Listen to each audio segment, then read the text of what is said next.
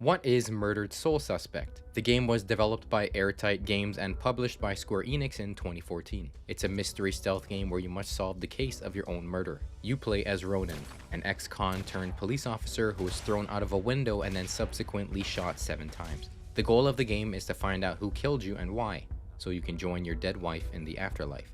Please be sure to leave the video a like and subscribe. It's totally free and it really helps the channel grow. Thank you. Okay. I ran down the story a bit already, but that's really where the game starts. You see Ronan's literal birth and then a quick montage that shows his life. What kind of name is Ronan? What kind of name is Ronan? He became a criminal and did a bunch of bad stuff, which he then proceeded to get tatted all over his body. He meets a woman named Julia. They get married and she takes it upon herself to die.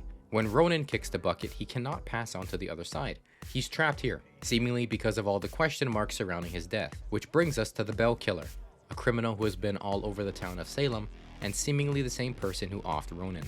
A couple more threads. Baxter is one of the officers in Ronan's precinct. Baxter doesn't like Ronan, clearly doesn't trust him due to his criminal past. Yeah, great idea, Baxter. Tamper with the evidence.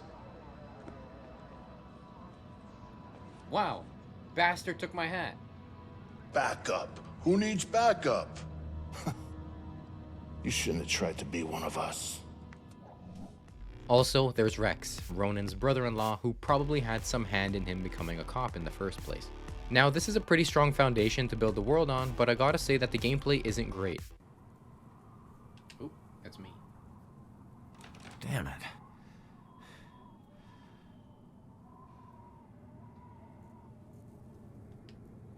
Knob ain't even moving. It's What the stuck. f was the point of that? Most of the gameplay is just finding clues that the game wants you to find and then making connections that the game wants you to make.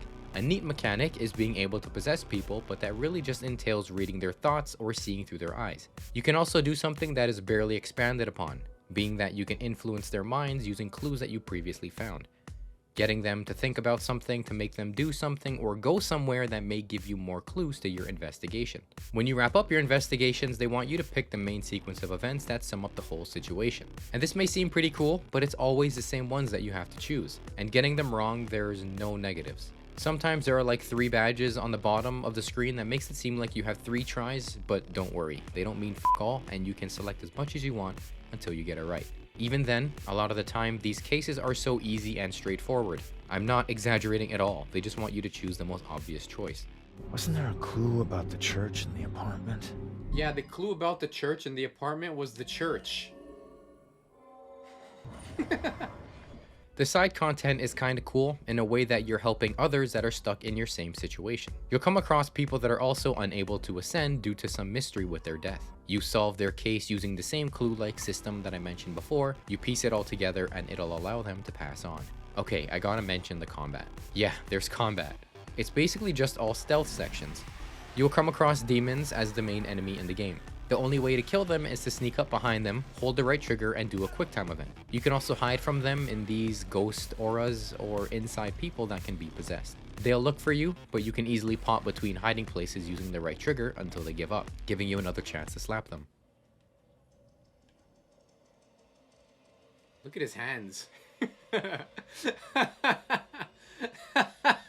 These encounters are clearly just padding. No thought really went into these and it's pretty clear when you play it. I enjoy stealth games like Splinter Cell and Metal Gear, so this didn't bother me much. A side note, when you grab a demon, you can see the soul that they embody. It's pretty cool. Even in the environments when you're walking around, you can see these ghostly apparitions all over and they disappear when you get close. I found these pretty neat.